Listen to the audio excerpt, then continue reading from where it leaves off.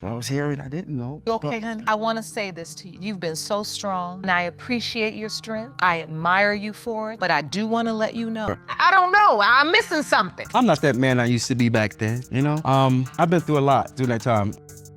When she came to the house and said she was You was on the phone and invited me over. Be real. you don't know what was going on. Why you ain't stepped to me? First, And you gotta exactly. me correct. You don't laugh. Look, when I was 17 years old. It doesn't matter. If I was possibly had a child, I would not wait till 37 years old. Right. You're absolutely right. Folks, this one seems like it belongs in a soap opera. Two women have been dragged to court by a mother and daughter, who both assert that their late brother Travis and son were the children's fathers. Before becoming involved, Ms. Smith and her daughter claim they simply want to know the truth. However, the two mothers on the opposing side, Ms. Hicks and Ms. Laster, are adamant that their children belong to Travis. Judge Lake refers to it as a paternity saga exclusive to women. It really does live up to that name, I promise. Miss Hicks, Miss Laster, you may be. So, Miss Smith, you and your mom say Miss Hicks just hopped up after Travis's death. We begin with Ms. Hicks, who claims she is the target of a personal grudge from the Smith family. The side-eye across the courtroom is already palpable. Travis's sister, Ms. Smith, retaliates by claiming that Hicks appeared like a Pop-Tart on the day her brother passed away, large and pregnant, and that the child was his. Judge Lake swiftly reestablishes order despite the audience's outburst. We are here for facts, Pop-Tart or not, she continues, and the tension instantly rises. but never being with my brother. Miss Hicks, how far along were you when you showed up at Miss Smith's house? According to Ms. Smith, she never saw Hicks with her brother or the family. Never once. She insists she was never at my place. However, Hicks maintains that she and Travis were dating and that he was overjoyed when she revealed her pregnancy. I do not even need a DNA test, Travis allegedly said, according to her. You can feel Ms. Smith rolling her eyes through the screen. She says, "My brother was grown. He is to blame if he mistreated you." Already sparks are flying. Ordeal is about And you talked about my child. okay, and if he is my brother, I am a family person. All of the children come to. So I mean, it doesn't matter. In an attempt to control the situation, Judge Lake asks Ms. Smith if her brother had brought up Hicks's pregnancy before to his passing. Ms. Smith gives a headshake. "Never once," she says. When he learned that it was not his baby, he danced joyfully. Hicks appears taken aback. The courtroom might easily be transformed into a reunion special for a reality show. Judge Lake leans in. "He claimed the infant was not his then? That is what he told me," Ms. Smith declares with pride. "This is so messy. Wow." Once he did the happy dance and said, "It's not my baby," did you say to him, "Oh, are you sleeping with Brittany? Could it have been your baby?" Hicks responds, "We do not like each other," when asked why she did not come around sooner. Judge Lake blinks. "So you skipped the first 6 months of your pregnancy because you two could not get along?" "Yes," according to Hicks, but she did inform Travis. She sobs, claiming that she attempted to contact Travis's mother following his passing, but received no response. It is unexpectedly sentimental, as she explains that she simply wanted her baby to know his father's family. You can see the anguish on her face. You know, Miss Smith, I want to know from you. When is the next time you heard from Miss Hicks? I didn't see her until the parade, and that's when she said, "Here go Jakar."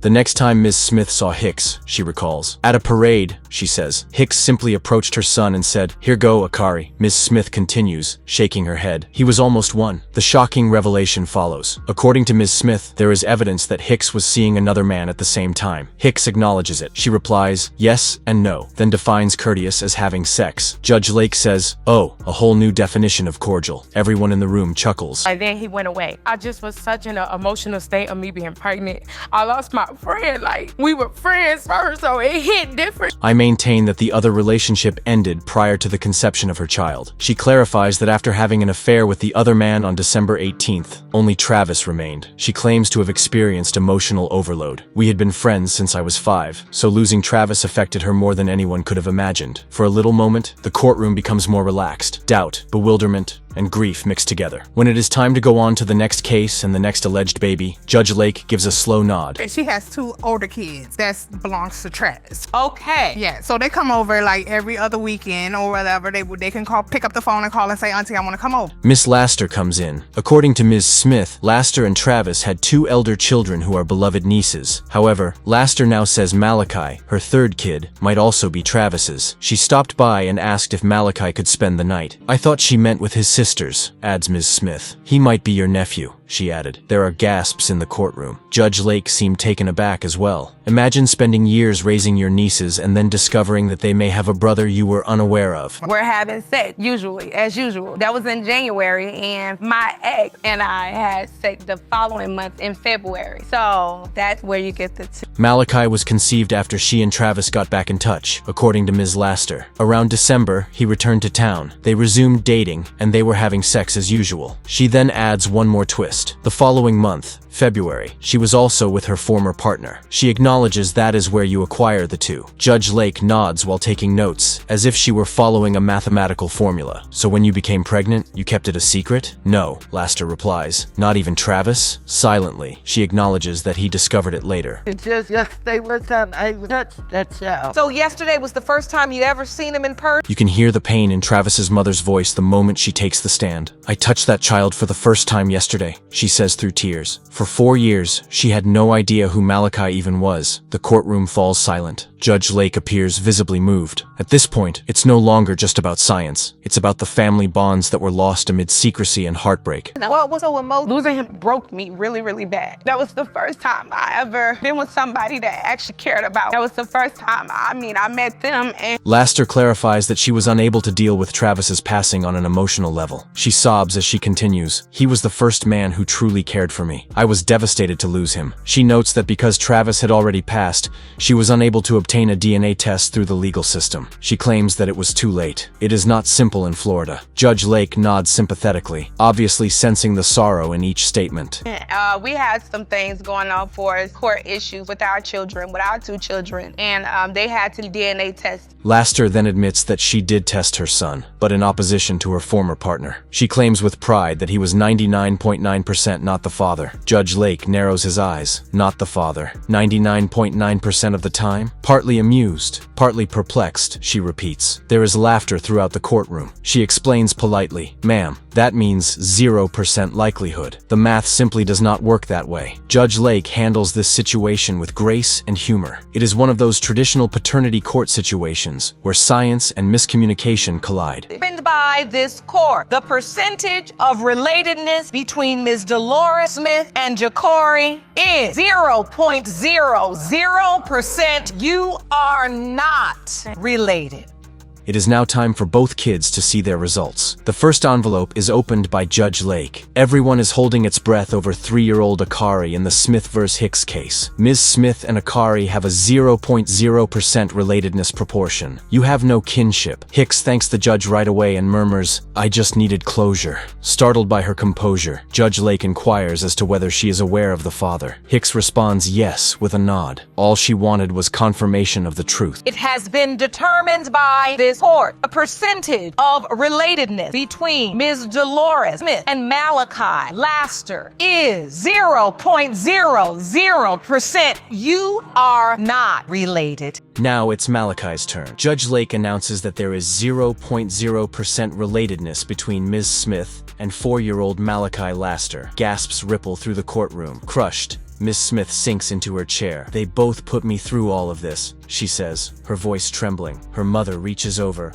eyes filled with tears. 2 results, 2 heartbreaks, 2 families torn apart in a search for closure that came far too late. Do you know who Malachi's father is? I'm gonna ask you the same thing I asked Miss Hicks. Those were the only 2 people I remember even when at a time. Do you think? Judge Lake consoles the 2 women while reminding them that this court does not hear petty claims. Ms. Laster acknowledges that she is taken aback and that she has no idea who Malachi's father is. Judge Lake gently informs her that 99.9% in your document would indicate paternity rather than exclusion. A gentle laugh breaks the tension in the courtroom. However, the sadness of one family and the tears of 2 women loom large in the air as Judge Lake concludes. Double heartbreak, double truth, and 2-fold case. Imagine witnessing a mating call at the beginning of a paternity court episode. That is precisely what occurs when Ms. Reynolds appears in court and asserts that her daughter Keisha's father is Mr. Fleeting, the man she met at a sex toy party where he was the entertainment. There is a twist though. Mr. Fleeting claims he does not even recall her, much less sharing a bed with her. Oh, uncontrolled energy is already coming from this one. Hello, Your Honor. Hello. This is a case of Reynolds versus Fleeton. Thank you, Jerome. Good day, everyone. Hey. Ms. Reynolds, you claim you have known since the day your daughter was born, Mr. Fleeton. Miss Laster comes in. According to Ms. Smith, Laster and Travis had 2 elder children who are beloved nieces. However, Laster now says Malachi, her 3rd kid, might also be Travis's. She stopped by and asked if Malachi could spend the night. "I thought she meant with his sisters," adds Ms. Smith. "He might be your nephew," she added. There are gasps in the courtroom. Judge Lake seemed taken aback as well. Imagine spending years raising your nieces and then discovering that they may have a brother you were unaware of. We're having sex, usually, as usual. That was in January, and my ex and I had sex the following month in February. So that's where you get the two. Malachi was conceived after she and Travis got back in touch, according to Ms. Laster. Around December, he returned to town. They resumed dating, and they were having sex as usual. She then adds one more twist. The following month, February, she was also with her former partner. She acknowledges that is where you acquire the two. Judge Lake nods while taking notes, as if she were following a mathematical formula. "So when you became pregnant, you kept it a secret?" "No," Laster replies. "Not even Travis?" Silently, she acknowledges that he discovered it later. It's just yesterday was time I touched that child. So yesterday was the first time you ever seen him in person? You can hear the pain in Travis's mother's voice the moment she takes the stand. "I touched that child for the first time yesterday," she says through tears. For 4 years, she had no idea who Malachi even was. The courtroom falls silent. Judge Lake appears visibly moved. At this point, it's no longer just about science. It's about the family bonds that were lost amid secrecy and heartbreak. What was so emotional? Losing him broke me really, really bad. That was the first time I ever been with somebody that actually cared about. That was the first time, I met them and... Hello, Your Honor. Hello. This is a case of Reynolds versus Fleeton. Thank you, Jerome. Good day, everyone. Hey. Ms. Reynolds, you claim you have known since the day your daughter was born, Mr. Fleeton. According to Ms. Reynolds, it all began when she got to know Mr. Fleeting, also known as Teddy Bear, a stripper. She did not approach him at the time, but they ran into each other at a club a week later. At that moment, she let loose what she fondly refers to as her mating call. You heard correctly. She referred to her partner as if it were the Discovery Channel. Discuss how to create a romantic or chaotic atmosphere. He was the entertainment. Yes, Teddy Bear. yes. And, we didn't have any action at that time, but maybe a week later. The courtroom erupts when Judge Lake hears the mating call, and Ms. Reynolds acknowledges that her call was successful. A few evenings later, at what she refers to as booty call hours, Mr. Fleeting gave her a call. Ms. Reynolds wasted no time at all. She claims that he visited 5 times, 3 of which were undoubtedly late at night. The candor? It is refreshing. It is a messy scenario. At the club, you hit that note. I did, maybe a couple of nights later, or maybe a week or so. The shocking revelation follows. Mr. Fleeting maintains that he cannot recall any of it, nor the visits, nor the calls. Nothing. How do you forget 5 late-night excursions, sir? Judge Lake is also in disbelief. She even makes fun of him by inquiring as to if he has ever forgotten a sexual experience. He intensifies his efforts. "I recall every interaction I had. The man must have a selective memory." So, Mr. Fleet, do you remember sleeping with Ms. Reynolds? No, ma'am, I have no recollection of ever having a sexual encounter with this man. When did Ms. Reynolds find out she was pregnant? The court asks. She clarifies that she was back with her former partner at the time until the birth of her child, who she describes as being Snow White without the dwarfs. There are cries in the courtroom. She talks about her baby's greenish eyes and sandy hair, and she acknowledges that she was afraid people would notice something was not right. Right there on the stand, you can see that she is reliving that humiliation. When I became pregnant, I was with my ex at that time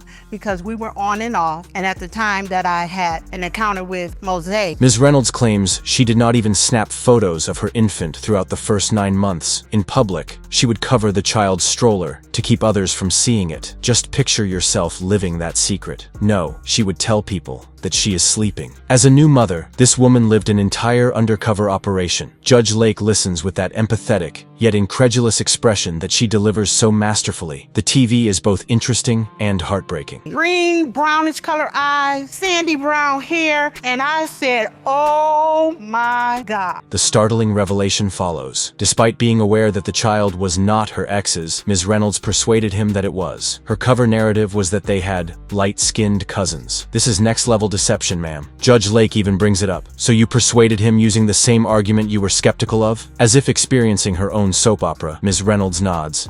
Genetics can bring us a rainbow of Yes. shades. And that's how I was able to convince my ex, because he has some, As it happens, Mr. Fleeting was unaware of the pregnancy. None. Before destiny intervened, she concealed it for 12 years. 12-year-old Keisha winds up babysitting at a house where the homeowner is seeing Mr. Fleeting, her mom's ex-boyfriend. This cannot be made up. This whole paternity storm begins with a picture of the father and daughter together, side by side. The next time I connected with him would have been when Keisha was 12 years old. He was at my daughter. Mr. Fleeting chokes up, clearly upset. He claims that Keisha's life would have been completely different if he had knew she was his daughter. He is in tears. The audience is in tears. Judge Lake even softens her voice. This man is completely destroyed. Since they reconnected 6 months ago, he has been there for her, and he promises never to miss another moment. The redemption arc is beginning to take shape. But after a while, it clicked to me. Oh my God. Because if it's that noticeable, he have kids out here. What if she end up dating? He says he saw her at a supermarket when asked how he got back in touch. After hearing his remarks, I turned to face her and recognized myself. That was a powerful blow. There is silence in the room. Keisha even breaks down in tears, expressing her confusion and optimism. She claims that all she wants is for her children to have a grandfather. When Judge Lake asks if they are prepared for the results, her voice breaks. This is the epitome of emotional weight. This is not easy. Can you tell the court who you told all your life, your father? Who were you told? The guy on my birth certificate, my mom's ex, but he was never in my life. However, Mr. Fleeting is not finished sharing his emotions. He informs the court that he has changed and is now an ordained clergyman and veteran who wants to do the next 20 years right. She would not be a single mother if I were there, he claims. As he speaks, you can see that his shoulders are trembling. Even Ms. Reynolds is unable to contain her feelings. Regret, guilt, and tears are visible on her face. Mr. Fleeting, I can tell how emotional this makes you. I see the tears in your eye. What's can you put it into words? So I met Keisha over the last 6 months. The moment of truth is about to begin. Cue the drum roll. The courtroom is hushed as Judge Lake gently opens the envelope. When it comes to 20-year-old Keisha Reynolds in Reynolds vs. Fleeting, the pause is so intense you could hear a pin drop. You are not the father, Mr. Fleeting. The shock comes right away. Keisha's expression darkens. Her mother murmurs, "I am very sorry," as Mr. Fleeting gasps. I was walking out of a clothing store. She was going in to the clothing store, and I just seen myself in, and I stepped to her. There is so much sadness in that room. Keisha suppresses her tears, stating that all she wanted was for her children to have a grandfather. Nevertheless, Mr. Fleeting gives her a hug while whispering, "I am always here." Ms. Reynolds sobs as she acknowledges how many lives were ruined by her deception. Judge Lake kindly reminds them that the truth is the first step toward healing. We leave them there, hearts broken yet liberated by candor, as the camera moves across their faces. In the case of Reynolds versus Fleeting, when it comes to 20-year-old Keisha Reynolds, it has been determined by this court, Mr. Fleeting, you are not a father.